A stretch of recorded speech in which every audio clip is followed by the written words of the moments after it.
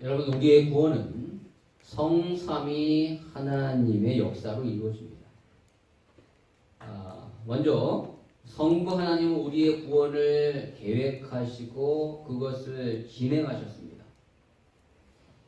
하나님이 인간이 타락하자마자 구원에 대하여 선포하셨고요. 그 구원을 위해 각 시대마다 구원의 사람을 세우셨고 그들을 통하여 구원의 계보를 이루셨습니다. 하나님은 수많은 선지자를 통하여 이 땅에 구원이 임할 것을 말씀하셨으며 또한 그것을 위하여 여러 역사를 주관하셨죠. 그리고 드디어 때가 되어 예수 그리스도를 이 땅에 보내주셨습니다. 두 번째로 성자 예수님은 우리를 구원하실 메시아 그리스도로 이 땅에 오셔서 우리의 구원을 완성하셨습니다. 주님은 십자가에 죽으셔서 우리의 모든 죄를 사하시고 3일 만에 부활하심으로 우리를 주관하고 있었던 모든 사망 권세를 완전히 깨트려 버리심으로 우리가 하나님의 자녀가 되고 천국 백성이 되게 하셨어요. 구원을 이루신 것이죠. 그래서 이제 누구든지 예수를 믿기만 하면 구원을 받게 됩니다. 그러나 이것으로 우리에게 구원이 임하는 것은 아니에요. 세 번째로 반드시 성령님의 역사가 있어야 합니다. 예수님이 이루신 이 구원을 우리 각자에게 적용시키시는 분이 바로 성령님이셔요. 우리가 예수를 믿으면 그 순간에 성령님이 우리 안에 임하시게 되는데 그때 그 성령님으로 인하여 구원이 우리에게 진정으로 적용되게 되는 것이죠. 그럼 이것을 이해하기 쉽게 말하면 캡슐 안에 불치병을 고칠 수 있는 약이 있다고 생각해 보십시오. 근데 이 약이 있는데 이 약을 먹어야잖아요. 먹어야지만 이 약이 효력이 있지 먹지 않으면 안 되잖아요. 이 약을 그러니까 이 캡슐을 먹었을 때 이 캡슐 안에 있는 그 약이 우리 몸에 쫙 흡수되어서 낫게 되듯이 예수님이 이루신 구원, 이 구원이 성령 안에 있는데 이 성령님이 우리 안에 들어오실 때 그 안에 있는 구원이 우리에게 적용이 되어 비로소 우리가 구원을 받게 된다라고 말할 수 있다는 겁니다. 따라서 이 땅에 성령님이 오셔야 우리에게 온전한 구원이 이루어지게 되는 것입니다. 임하게 되는 거예요. 그래서 성령 강림절이 중요한 거예요. 성령 강림이. 즉 성령님이 이 땅에 오신 날에 우리에게 구원이 임하게 되었고요. 또 그 구원받은 자의 모임인 교회가 이 땅에 태동하게 된 거예요. 즉 성령 강림절은 구원과 교회의 시작일이라고 할 수 있습니다. 여러분 우리는 전에 사도행전 2장을 통하여 성령이 어떻게 이 땅 가운데 강림하셨는지에 대하여 살펴봤습니다. 우리가 중간에 우리가 계속적으로 사도행전의 말씀을 보다가 이제 5월달 가정의 달을 맞이해서 잠깐 그 주에 해당되는 주제를 가지고 말씀을 나누고 이제 다시 성령 강림주의를 맞아서 사도행전으로 오게 되었어요. 이미 우리는 사도행전 2장을 통하여 어떻게 성령이 임하셨는지를 살펴봤죠. 오순절은 성령이 처음 이 땅에 공식적으로 오신 날이고 그리고 성령이 충만하게 임한 날이에요. 즉 그날에 성령 세례와 성령 충만함이 임했습니다. 그러니까 그것을 경험했어요. 그런데 성령 충만은 이제 성령이 오셨어요. 근데 성령이 오셔서 성령 충만하게 됐는데 성령 충만함은 한 번의 사건으로 끝나는 것이 아니라고 그랬잖아요. 오순절날 성령이 공식적으로 임하신 후에 교회는 계속적으로 성령 충만함을 사모하고 받아야 되고 경험해야 합니다. 왜냐하면 성령이 우리 안에 충만하게 임했을 때 우리가 타락한 본성을 따라 육체와 마음에 원하는 대로 살지 않을 수 있기 때문에 그래요.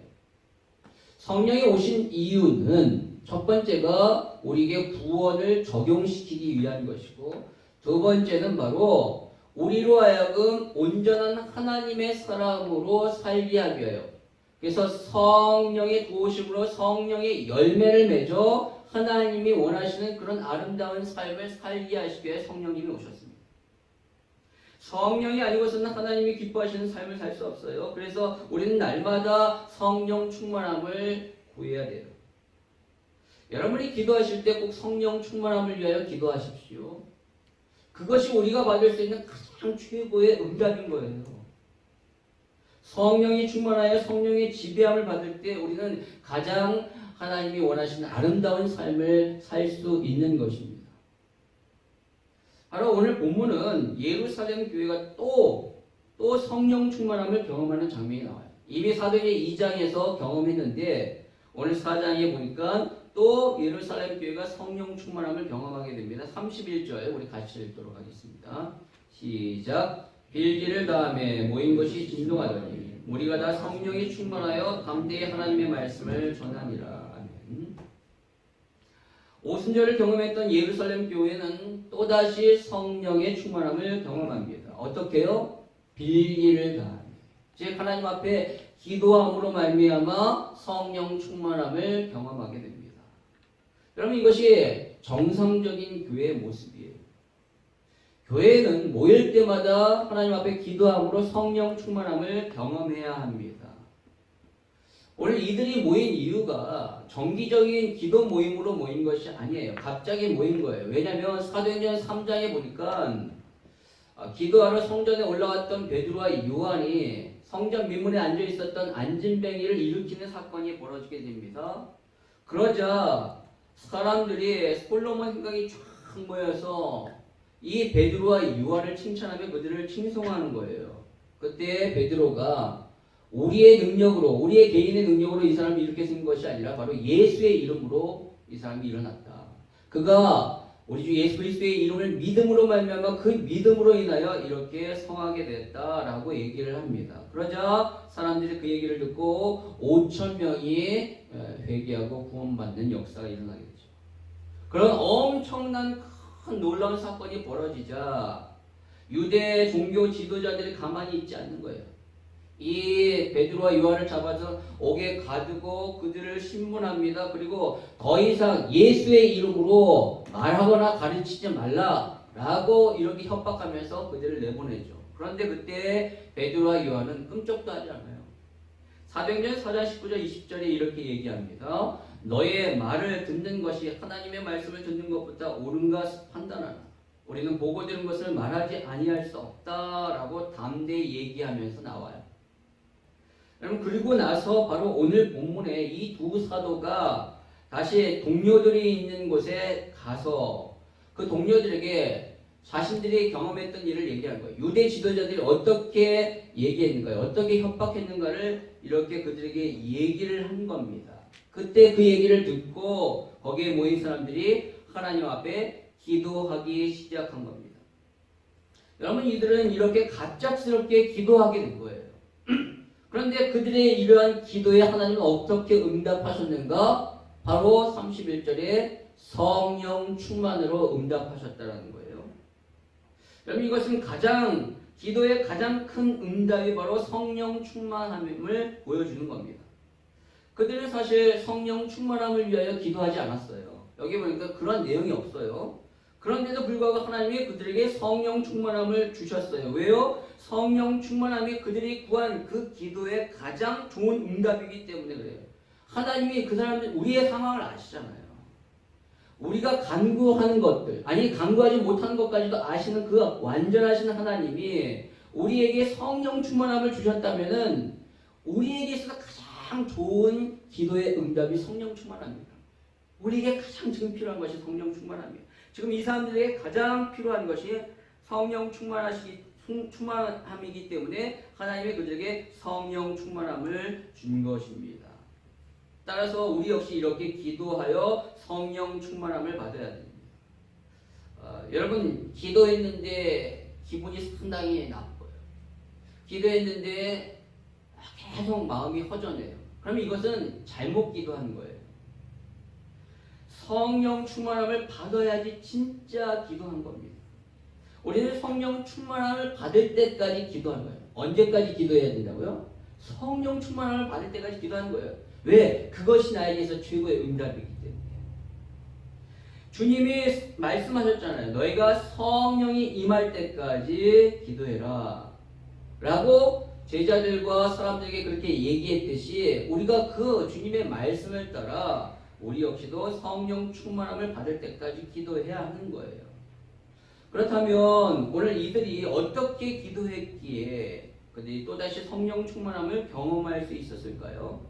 그 첫 번째가 바로 그들은 한 마음으로 소리 높여 기도했다라는 겁니다.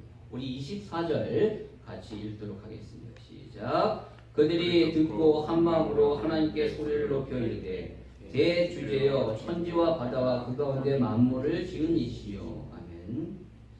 지금 이들은 이 두 사도들의 얘기를 들었어요. 종교 지도자들의 박해를 들었습니다. 단지 예수를 믿는다는 이름으로, 예수를 믿는다는 이유로, 또 예수의 이름을 전한다는 그런 이유로 옥에 갇히고 신문을 받았으니 이 이야기를 들은 사람들이 얼마나 두렵겠어요.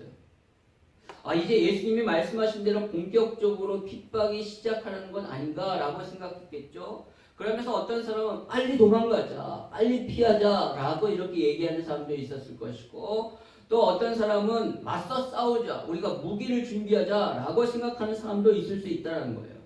그런데 그들은 그러한 말로 의견이 나뉜 것이 아니라 오늘 여기 보니까 한 마음으로 기도하기 시작합니다. 분열됨이 없이 한 마음이 된 거예요. 여러분, 이것이 바로 예루살렘 교회의 특징이었어요. 그들은 처음 모일 때부터 한 마음이었습니다. 사도행전 1장 14절에 보니까 여자들과 예수의 어머니 마리아와 예수의 아우들과 더불어 마음을 같이하여 오로지 기도에 힘쓰더라 라고 말하고 있죠. 여러분, 어떻게 이들이 한 마음일 수 있었을까요? 처음에 모일 때부터 어떻게 이렇게 한 마음일 수 있었을까요? 바로 목적이 같았기 때문에 그렇습니다. 그 목적이 무엇인가? 성령이에요. 성령. 주님이 약속하신 그 성령을 받기를 이들은 간절히 원했던 것이죠. 그러니 한 마음이 될 수밖에 없는 거예요. 그들의 관심이 지금 성령 받는 거예요. 관심이 같고 목적이 같으면 한 마음이 됩니다. 같은 비전을 품고 그것을 간절히 소망하면 한 마음이 돼요. 사람은 다 각자 다르잖아요. 생각하는 것, 배경, 다 스타일이 달라요. 하지만 추구하는 목적과 방향이 같다면 한 마음이 될 수 있는 겁니다. 우리 교회도 마찬가지죠. 다 다르지만 우리가 정말로 함께 추구하는 목적과 비전과 방향이 같다면 한 마음이 될 수 있는 겁니다. 오늘 사도행전 4장에 모인 이 기도하는 사람들 역시 같은 목적을 가지고 같은 목적을 품은 거예요. 그것이 뭔가? 바로 복음을 담대히 전하게 해달라는 겁니다. 오늘 이들의 기도는 24장 중반절부터 30절까지, 24절 중반절부터 30절까지 계속 이어져요. 그런데 이들이 정말로 하나님 앞에 구한 내용은 29절에서 30절이 나오죠. 우리 같이 읽도록 하겠습니다. 시작. 주여 이제도 그들의 위협감을 굽어보시옵소서. 또 주의 종을 내 하나님의 말씀을 전하게 하시옵소서. 손을 내밀어 병을 낫게 하시고 뾰족한 역사가 거룩하며 예수의 이름으로 이루어지게 하옵소서. 아멘. 첫 번째로 이들이 구한 것이 무엇인가면 하나님이 이 상황을 아주 심각하게 봐달라는 거예요. 그들의 위협함을 굽어보시옵고. 예전에 가지고 있었던 우리 그 한글 성경에 보면 거기에는 주여 이제도 저희의 위협함을 하감하옵시고 라고 번역하고 있어요. 마치 지금 당한 이 위험이 줄어들기를 원합니다 라는 그러한 의미로 구한 것 같은데, 원문상에는 그러한 의미가 없어요. 위협을 줄여달라는 의미가 없습니다. 그래서 개역 개정에서 뺀 거예요. 그저 하나님이 이 상황을 유심히 봐달라는 거예요. 그들은 지금 하나님 앞에 핍박을 면하게 해달라고 구한 것도 아니고 이 핍박하는 자를 죽여달라고 그들을 해치워달라고 구한 것도 아니에요. 즉 이 상황을 피하게 해달라고 간구한 것이 아니라 오히려 이 상황을 담대히 이길 수 있도록 해달라고 구하는 겁니다. 왜요? 복음을 전해야 하니까. 하나님의 말씀을 전해야 하니까 담대해야 합니다. 그래서 이러한 상황 가운데 담대히 전할 수 있도록 구하는 거예요. 차원이 다르죠. 저는 이런 상황에서 핍박이 사라지도록 구하는 것이 나쁘지 않다라고 생각해요. 뭐 시편에 보면 다윗이 그런 기도를 엄청나게 많이 했잖아요. 하나님, 저 죽을 것 같습니다. 원수들이 나를 죽이려고 하는데 나 너무너무 힘듭니다. 하나님께서 나를 이 원수들의 손에서 건지시고 저 원수들을 그냥 멸하여 주시옵소서라는 기도를 많이 합니다. 그렇게 하는 기도가 결코 나쁜 기도가 아니에요. 왜냐하면 내 잘못으로 이런 핍박을 받는 것이 아니라 지금 복음 때문에 핍박을 받는 거기 때문에 그렇게 그런 위협의 요소가 없어지게 해달라고 간구하는 것은 정당한 것이죠. 그러나 그보다 더 성숙한 기도는 그 모든 핍박을 하나님이 아셔요. 하나님의 뜻에 맡깁니다. 그리고 나는 주를 위하여 담대히 복음을 전할 테니 그렇게 할 수 있도록 해달라고 구하는 겁니다. 지금 이들의 관심은요, 복음 전파에 오직 있어요. 어떻게 하든, 지금 상황이 어떠하든 간에 이 환란에서도 복음을 전할 수 있을까? 어떻게 하면 전할 수 있을까? 어떻게 하면 주의 말씀을 선포할 수 있을까라는 것이 온통 이들의 관심과 목적이에요. 그래서 이렇게 간구하는 거죠. 너무나 대단하죠. 그래서 이들은 복음 전파를 위하여 30절에 보니까 표적과 기사를 구하는 겁니다. 여러분, 지금 이들이 핍박을 받는 원인이 뭐죠? 바로 병을 고쳐줬기 때문에 그런 거잖아요. 안진뱅이를 일으켜 세웠기 때문에. 예. 물론 정확하게 들어가면 예수의 이름으로 그를 일으켜 세운 것 때문에 지금 핍박을 받는 건데, 어찌됐든 간에 이렇게 핍박을 받는 발단은 병 고쳐줬기 때문에 그렇습니다. 그런데 지금 이들은 자신을 어렵게 만든 이 치유를 또 간구하는 거예요. 왜요? 복음을 위해서요. 더 많은 사람을 고침으로 그들에게 복음을 전할 수 있는 기회를 얻고자 하는 거죠.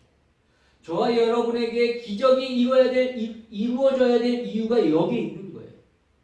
우리가 병이 고침받아야 될 이유가 바로 내가 그리스도의 증인이 되기 위하여, 우리에게 신유의 은사가 필요한 것이 뭐냐면 내가 다른 사람을 고쳐줌으로 말미암아 복음이 전달될 수 있는 기회를 얻어야 되는 거예요.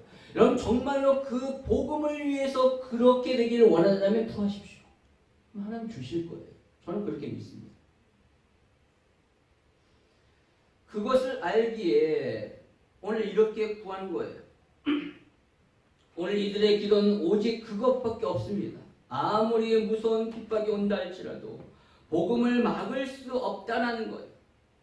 우리가 그리스도의 증인되는 것은 멈출 수 없다는 거예요. 그것을 알기에 이런 상황에도 말씀을 전할 수 있도록 구하고 있는 겁니다. 저와 여러분의 기도의 목적이 이것이 되기를 소망합니다. 이제는 더 이상 잘 먹고 잘 살기 위해 구하지 마십시오. 그것은 하나님이 다 아셔요. 여러분에게 필요한 것 이미 하나님이 아시고 예비해 두셨습니다. 네. 그것을 구하는데 여러분이 사용해야 될 그 기도를 낭비하지 마십시오. 어떻게 하면 복음을 전할 수 있을까? 어떻게 하면 나를 통하여 하나님의 말씀이 전해지고 복음에 유익을 끼칠 수 있을까? 그것을 위해 기도하십시오. 그것이 우리의 삶의 목적이 되기를 바랍니다. 그랬을 때 우리는 한 마음으로 기도할 수 있게 됩니다. 그런 사람들이 모여 있어요. 우리 교회에 그런 사람들이 모여. 그러면 한 마음이 되는 겁니다. 그러면 성령 충만함을 받게 됩니다. 두 번째로 오늘 이들의 기도는요, 말씀을 따라 드린 기도예요. 오늘 이들이 성령 충만함을 경험할 수 있었던 첫 번째 이유가 한 마음으로 복음을 위하여 기도했기 때문이고, 두 번째는 이들이 말씀을 딱 붙잡고 기도했기 때문에 그렇습니다. 오늘 25절, 26절을 같이 읽겠습니다. 시작. 또 주의 종 우리 조상 다윗의 입을 통하여 성령으로 말씀하시기를 어찌하여 열방이 분노하며 족속들이 허사를 경영하는고 세상의 군왕들이 나서며 관리들이 함께 모여 주와 그의 그리스도를 대적하도다 하신 이로소이다. 아멘. 오늘 이 성경 구절에 보면 각주가 달려 있습니다. 그렇죠? 한번 보실까요? 각주가 달려 있어요. 제 성경에는 디귿이라는 각주가 달려 있습니다. 여러분 그 각주를 따라서 이제 밑에 나오는 데를 한번 보실까요? 거기 보면 뭐라고 써 있죠? 시편 2편 1절과 2절이 써 있습니다. 바로 오늘 이렇게 기도한 사람들이 이 시편 2편 1절 2절 다윗의 시를 인용해서 기도하고 있는 거예요. 그럼 이들은 감정을 따라 기도한 것이 아니에요. 감정대로 자기 감정대로 기도한 것이 아니라 바로 말씀을 통해 하나님의 생각과 계획을 알고 그것에 맞게 기도하고 있는 겁니다. 바로 예루살렘 교회의 특징이 그것입니다. 그들은 말씀대로 기도했어요. 마가다락방에 처음에 모였던 사람들이 왜 모였는가? 바로 예수님의 말씀을 붙잡고 모인 겁니다. 주님이 사도행전 1장 4절과 5절에 이렇게 말씀하셨거든요. 사도와 함께 모이사 그들에게 분부하여 이르시되 예루살렘을 떠나지 말고 내게서 들은 바 아버지께서 약속하신 것을 기다리라. 요한은 물로 세례를 베풀었으나 너희는 몇 날이 못되어 성령으로 세례를 받으리라 하셨느니라 라는 말씀을 붙잡고 모인 거예요. 그들이 자신의 소원을 위하여 모인 것이 아닙니다. 그들이 자신의 어떠한 유익을 위하여 모인 것이 아니라 오직 예수님의 말씀을 붙잡고 그 말씀이 이루어지기를 소원하는 마음으로 모인 거예요. 바로 기도는 그런 겁니다. 내 생각이 이루어지도록 구하는 것이 아니에요. 내 바람을 추구하는 것이 아닙니다. 오직 주님의 뜻이 이루어지기를 구하는 것.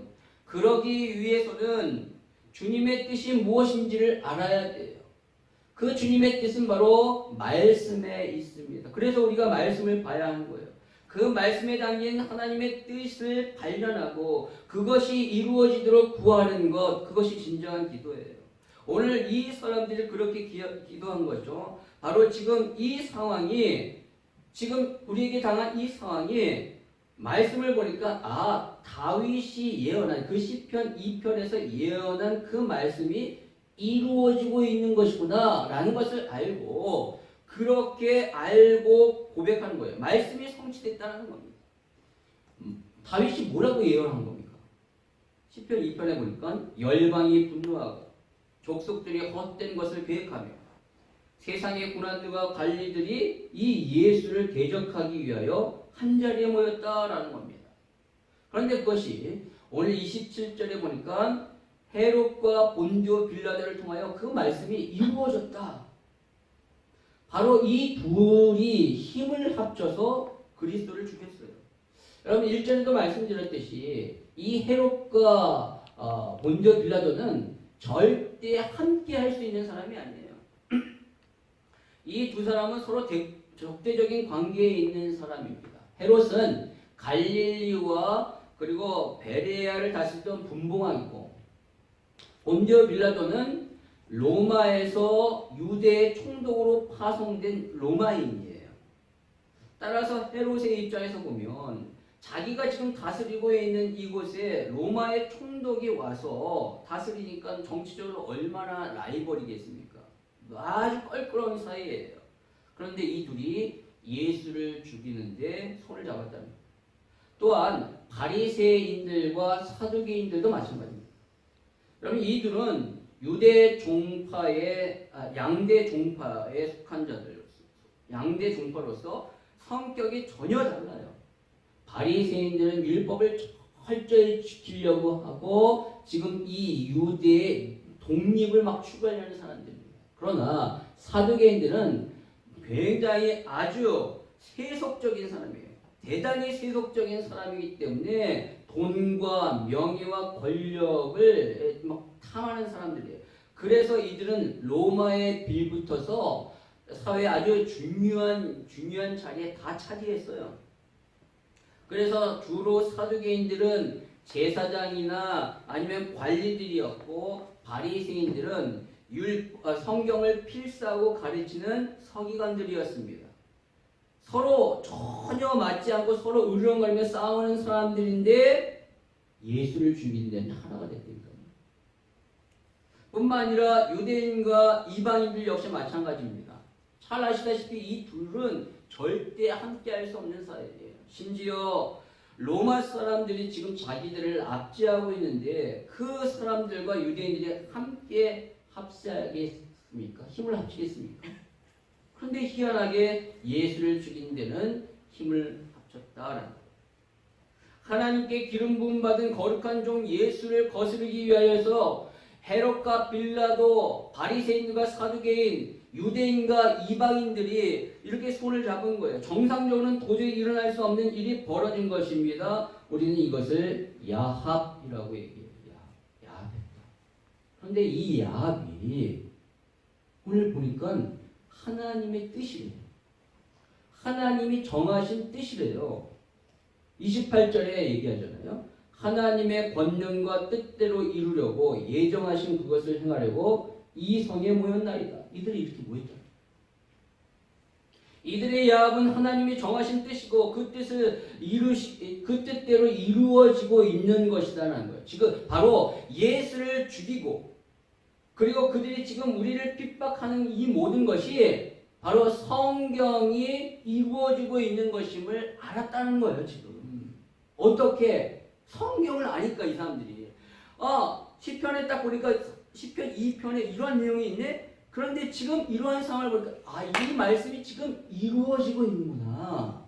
하나님이 이 말씀을 이루어가고 계시는구나. 우리가 그 말씀 성취 현장에 지금 있구나라는 사실을 아는 거예요. 그래서 이들은 핍박이 벗어나도록 구하지 않는 거예요. 이 핍박이 사라지도록 구하는 것이 아니에요. 핍박은 하나님의 예정하신 대로 계속 진행되는 것이고 따라서 우리가 해야 할 것만 잘하면 된다는 거예요. 그것과는 상관없이 우리는 하나님의 말씀을 어떻게 전해야 될 것인가? 어떻게 하면 전할 수 있을까요? 라고 그것을 위하여 구한다는 겁니다. 여러분, 우리는 코로나와 상관없이 계속 복음을 전해야 합니다. 세상은요, 지금 무슨 전도할 때냐라고 말합니다. 특별히 한국 상황에서는.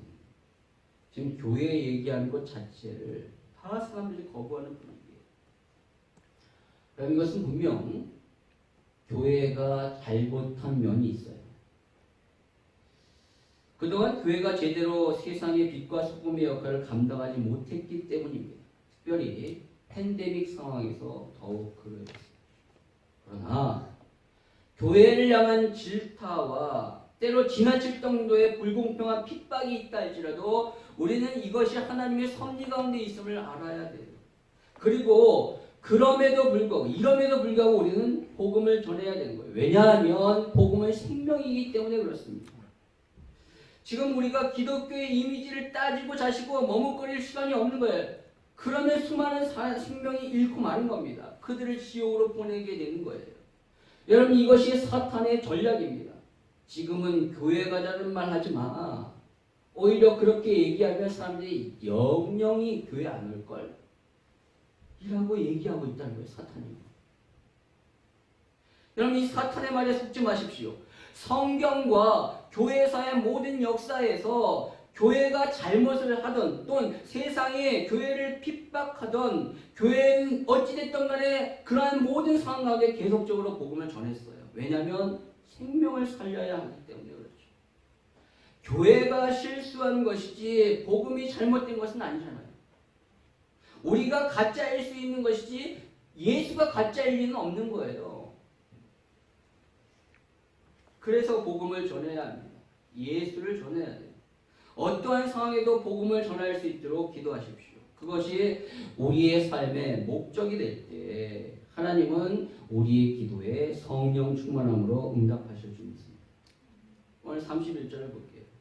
빌기를 다하며 모인 것이 진동하시니 무리가 다 성령이 충만하여 담대히 하나님의 말씀을 전하리라. 성령 충만의 결과가 어떻다고요? 담대히 하나님의 말씀을 전하는 겁니다. 전도가 되어줘요. 저와 여러분의 삶에 성령 충만함이 있기를 바랍니다. 왜요? 복음을 전하기 위해서. 그리스도의 증인되기 위해서. 오늘 우리 성령 강림주의를 맞이하여 우리에게 성령 충만한 은혜가 있어서 복음을 힘있게 증거하시는, 그래서 그리스도의 증인이 되시는 저와 여러분이 되기를 주님의 이름으로 소망합니다.